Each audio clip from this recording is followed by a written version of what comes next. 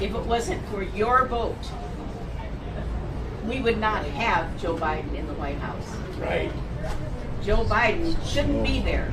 And all those wonderful things that you and Trump were doing together would be continuing, and this country would be on the right path.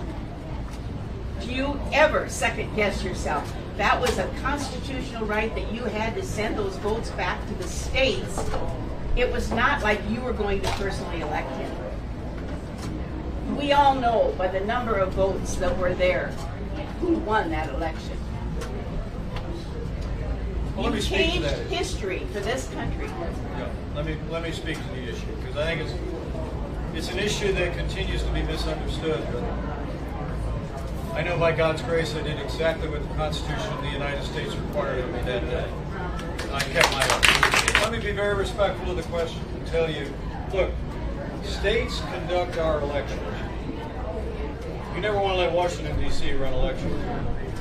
You certainly would never want one person in Washington, D.C. to decide who the President of the United States is. You weren't deciding. You were just sending it back to the states. Ma'am, let me explain it to you. States conduct elections. Iowa, where I live in Indiana.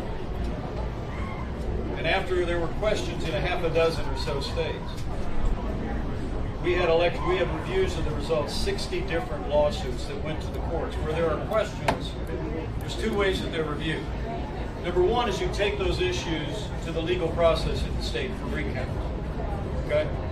Secondly, you take them to the courts, which we did very aggressively. Now, there were voting irregularities that took place. You had a half a dozen states that changed the rules in the name of COVID, but the courts upheld those changes in virtually every instance, and in every instance where they would have had any impact whatsoever.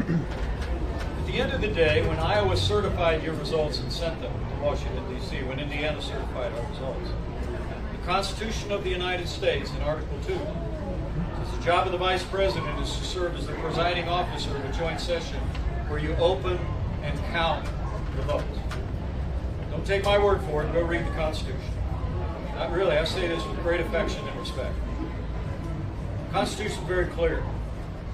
My job was to oversee the session of Congress where objections could be heard. And I made sure that objections would be recognized.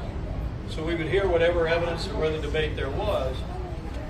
But the Constitution says you open and count the votes, no more, no less. The Constitution affords no authority for the Vice President or anyone else to reject votes or return votes to the states. Never been done before, should never be done in the future. I'm sorry, ma'am, but that's actually what the Constitution says.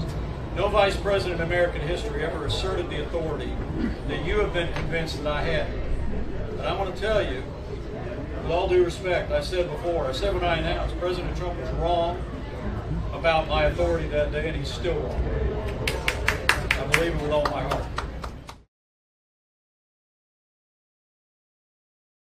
Thanks for watching our YouTube channel. Follow today's top stories and breaking news by downloading the NBC News app.